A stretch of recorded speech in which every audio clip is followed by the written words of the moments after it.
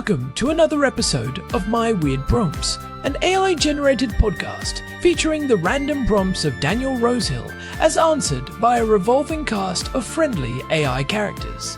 Join us for deep dives into AI, technology, and whatever other random thing Daniel finds fascinating today. Subscribe on Spotify or your favorite podcatcher. Now, today's episode. This episode was generated using artificial intelligence. Please verify facts. Hey, Herman and Corn. So we've talked about preparedness on different episodes of this podcast. And I mentioned that my particular brand of prepping is focused mostly on the type of situations that I've encountered living here in Israel and what I found helpful. And I think that one thing we're going to be living with for the foreseeable future in this part of the world is geopolitical instability, and particularly this conflict with Iran. The type of things you can do to prepare yourself for the possibility of the outbreak of ballistic missile warfare, which happened last year, is pretty limited. There's not much you can buy from the internet that's going to actually help you in that kind of a situation.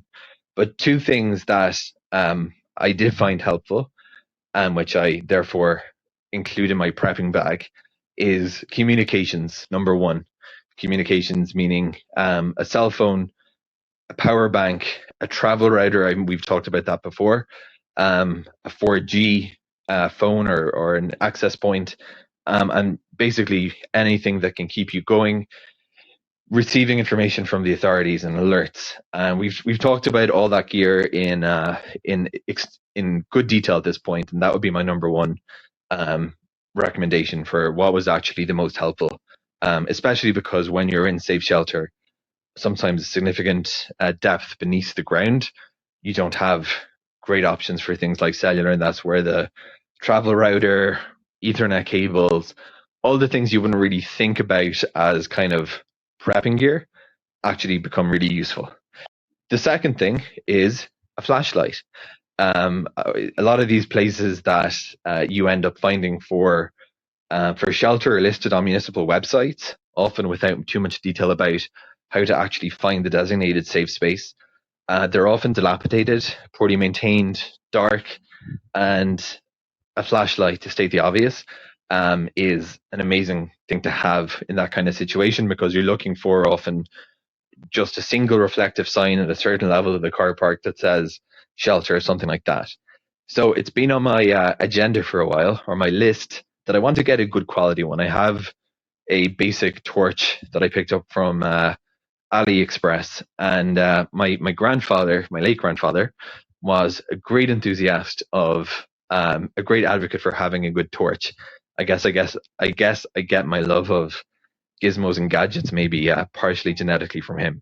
So I know that there is actually a pretty substantial community of people online. Reddit, of course, as always, is the fulcrum for people who are really into flashlights. I know there's ones that are kind of considered to be military grade, made in the US, other things like this that you'll come across. And that's what I'm looking for.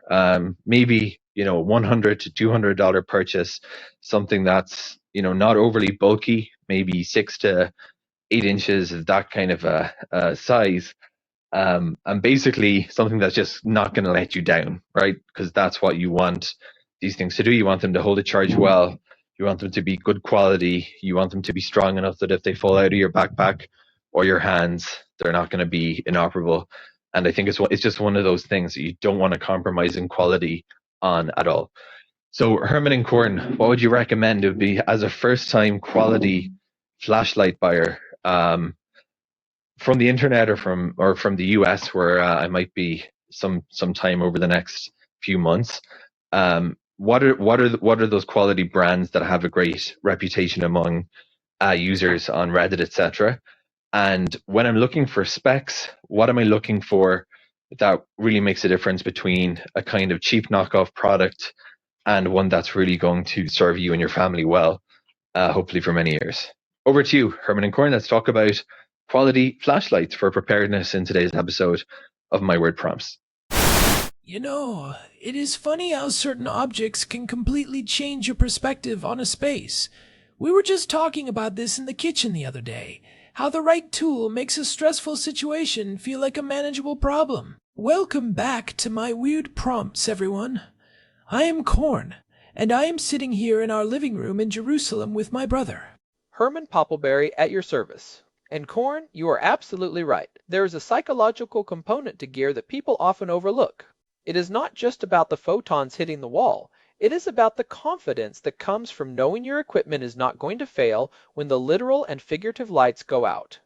Exactly, and our housemate Daniel actually sent us a prompt about this today. He has been thinking a lot about preparedness, especially given the Iranian missile barrages we saw last June. He mentioned that while he has got his communications and power situations mostly sorted, he is looking to upgrade his lighting. He is tired of that basic torch he got online and wants something serious in the $100 to $200 range. I love that Daniel is diving into the flashlight world. It is one of those rabbit holes that is surprisingly deep. People think a light is just a light until they see a high-end emitter in action or feel the build quality of a light made from aerospace-grade aluminum.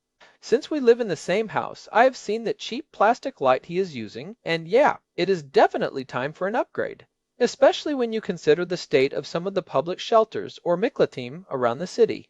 They can be dark, damp, and frankly a bit maze-like if you are not familiar with them. I remember back in episode 224, we talked about staying online with uninterruptible power supplies and fiber reliability. Lighting feels like the natural physical extension of that digital preparedness. If you cannot see your way to the router or the shelter, all the digital prep in the world does not help much. So Herman, let us start with the big question Daniel asked.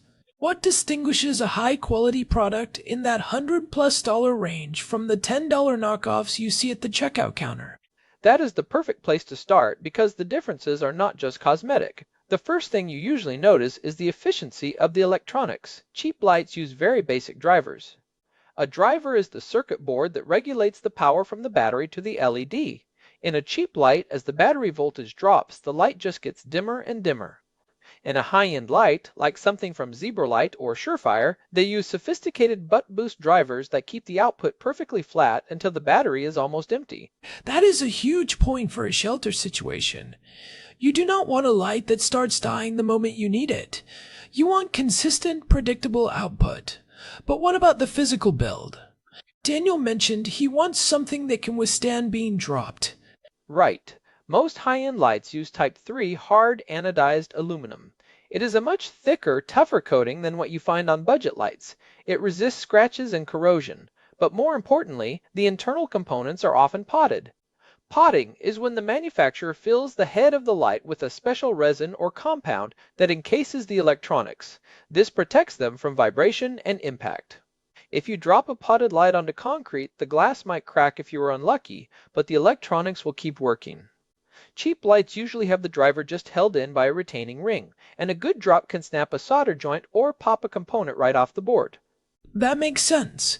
It is the difference between a toy and a tool. Now, Daniel mentioned the enthusiast communities and US-made brands. I know you spend way too much time on those forums, Herman. When we are looking at that $100 to $200 bracket, what brands should be at the top of the list for someone who wants reliability over everything else? If we are talking pure, unadulterated reliability and build quality, I have to mention the big US names first. SureFire and Streamlight are the industry standards for a reason. They are what police and military units use. Specifically, something like the SureFire G2X or the Streamlight ProTac series. They are built like tanks. However, there is a trade-off. These brands tend to be more conservative with their technology. They prioritize a light that turns on every single time over having the highest possible lumen count or the fanciest features. I have noticed that. You will see a SureFire that costs $150 and only puts out 600 lumens, while a Chinese brand like Asabeam or Phoenix will claim 5,000 lumens for the same price. Why the discrepancy? It is the lumen trap, Corn. This is the first thing Daniel needs to look out for. Lumens are a measure of total light output, but they do not tell you how that light is managed. A cheap light might hit 3,000 lumens for 30 seconds, get burning hot, and then step down to 300 lumens to save itself from melting. A high-end professional light is rated for sustained output. Also, we have to talk about candela versus lumens. This is a crucial distinction for Daniel's specific needs in Jerusalem. Explain that, because I think most people just look at the lumen number on the box. Think of lumens like the total amount of water coming out of a hose. Candela is the pressure of the stream. If you have a light with high lumens but low candela, it is a floodlight. It lights up everything right in front of you but does not reach very far. If you have high candela, you have throw. That light will punch through darkness, smoke, or dust to see something 100 yards away. In a dark, dusty shelter or a long underground hallway, you actually want a good balance, but leaning toward higher candela helps you identify things at a distance. For Daniel, I would suggest looking at the Cloud Defensive MCH Duty or the Mod Light PL-HV2. These are US made and have incredible candela to punch through what we call photonic barriers. That is a great analogy. So, for Daniel, if he is navigating a dilapidated shelter, he needs enough flood to see where he is stepping, but enough throw to see down the next corridor. Are there brands that handle that balance particularly well within his budget? Absolutely. If he wants to stick to that enthusiast-grade quality without going full tactical, I would point him toward Zebralight. They are a cult favorite for a reason. Their current SC65 CHI model is incredibly small, very efficient, and uses the Nikia 719A emitter. They are not made in the US, but their engineering is top tier. Another one is Malkoff devices. Gene Malkoff makes lights in Alabama that are legendary for being indestructible. They are very simple, often just 1 or 2 modes, but you could probably drive a truck over them and they would still work. They fit perfectly in that $100 to $200 range. I like the idea of simplicity. In a high-stress situation, like when an alert goes off and you are heading to a shelter, you do not want to be cycling through 15 different strobe modes or trying to remember a complex button press sequence. You hit the nail on the head. That is a major differentiator. High-end lights often have what we call a tactical user interface. Usually, it means a tail cap switch. You press it halfway for momentary light and click it for constant on. It always starts on high, or whatever mode you programmed it to. Compare that to a cheap light where you have to click through high, medium, low, strobe, and SOS just to turn the thing off. In an emergency, that is not just annoying, it is a liability. Let us talk about the light itself for a second.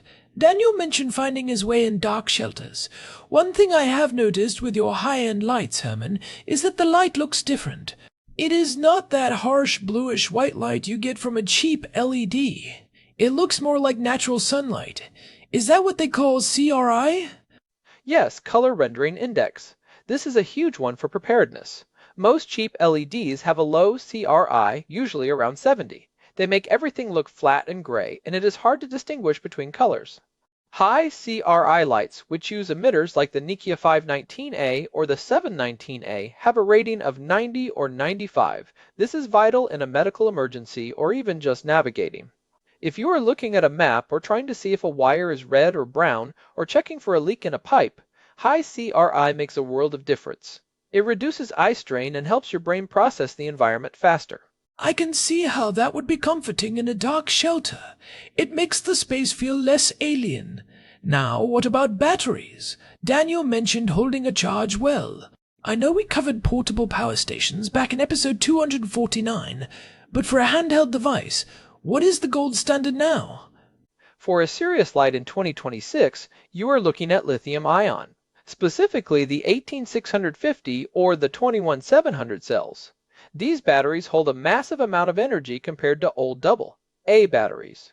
But here is the pro tip for Daniel: look for a light with dual fuel capability.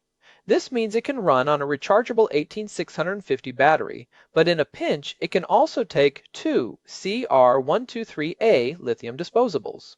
If the power is out for a week and you cannot recharge, you can still find CR123 batteries in old military or medical stock. That is a solid tip. Let us talk about the drop resistance again. Daniel specifically mentioned he wants something that can withstand being dropped. We talked about potting, but what about the lens? I have seen some lights with these heavy-duty bezels. Those are called crenulated bezels. They serve 2 purposes. One is to protect the glass lens from hitting the ground directly. The other is more tactical. They can be used for self-defense or breaking glass in an emergency. For Daniel, I would suggest a light with a stainless steel bezel ring. Aluminum is soft, so if you drop it on the head, it can deform and trap the lens or the internals. Stainless steel is much harder and will take the hit without changing shape. Also, Daniel used the lanyard. Most high-end lights come with a paracord lanyard. If it is around your wrist, you cannot drop it in the first place. Okay, so let us summarize some specific specs Daniel should look for when he is browsing. We have got Type 3, hard anodization, stainless steel bezel, potted electronics, high CRI if possible, dual fuel capability, and a simple user interface. Anything else? I would add IPX8 waterproofing. That means the light can be submerged in 2 meters of water for 30 minutes. Even if he is not planning on going swimming, a shelter might have a burst pipe or it might be raining heavily when he is outside. You want a light that is sealed with high-quality O-rings. And one more thing, moonlight mode. This is a setting that is less than 1 lumen. It sounds useless until you are in a crowded shelter at 3 in the morning and you need to find your glasses without waking up 50 other people. It can also run for weeks on a single battery. You know, it occurs to me that we should mention headlamps too. If you are in a dark, dilapidated shelter, you might need your hands free to carry a bag, help someone else, or climb a ladder. You are so right, Corn. I always tell people that if you only have one light, it should be a headlamp. But since Daniel asked for a torch, I would suggest a right-angle light. Brands like Zebralight and Armitech make these. It looks like a small flashlight, but the light comes out the side. It comes with a headband so you can wear it as a headlamp, but it also has a pocket clip and a magnetic tail cap. The Armitech Wizard C2 Pro is a beast. It is potted, it is rated for 10-meter drops, and it is fully waterproof. It is basically the tank of the headlamp world. We actually touched on some similar engineering concepts back in episode 2085 when we discussed the engineering of modern spy gear. It is that same focus on miniaturization and extreme reliability. When you are paying for $100 light, you are paying for the engineering that ensures it works in the worst possible conditions. Exactly. It is the peace of mind you are paying for the testing. A company like SureFire, Malkoff, or Cloud Defensive spends a lot of time making sure their lights won't fail. They aren't just buying parts off a shelf and slapping them in a tube. They are designing the heat sinks, the reflectors, and the circuitry to work as a cohesive system. So Herman, if you had to pick one specific light for Daniel right now, given he lives in Jerusalem, he is looking for preparedness, and he has a $200 limit, what is your top pick? That is tough, but I think I would go with the Cloud Defensive MCH Duty. It is made in the US, it is incredibly rugged, and it has one of the best beams in the industry. It has 80,000 candela, so it will punch through anything, but it still has enough spill to see your feet. It comes with a high-quality battery and a charger. It is right around the $200 mark, and it is the kind of light you buy once and keep for 20 years. I like that. It is a serious tool for a serious situation. What about a slightly more budget-friendly option that still hits all those quality marks? I would look at the Phoenix PD36R Pro. Phoenix is a Chinese brand, but they are very well established and their quality control is excellent. It uses a 21700 battery, has a great tactical switch, and is very durable.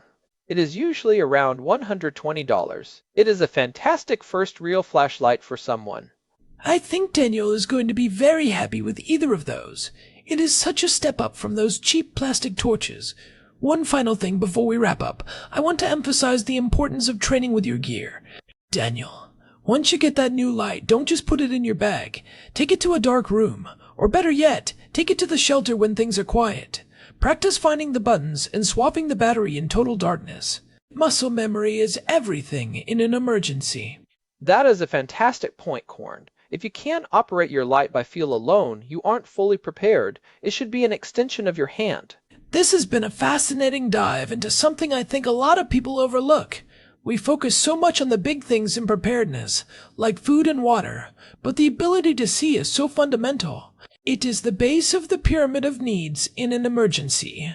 It really is. Darkness breeds panic. Light brings order. If you can see the exit, if you can see the person next to you, if you can see the obstacle in your path, your heart rate drops and you can think clearly. That is what Daniel is really buying for $200. He is buying clarity in a moment of chaos. I love that. Buying clarity in a moment of chaos. We should put that on a t-shirt. But seriously, it is a great way to frame it. It is not about the gadget, it is about the capability it provides. For anyone else listening who is thinking about their own preparedness, check out our website at myweirdprompts.com. We have a whole archive of episodes, over 400 of them now, covering everything from technical power to the psychological side of living in a conflict zone. And hey, if you are enjoying these deep dives, we would really appreciate it if you could leave us a review on Spotify.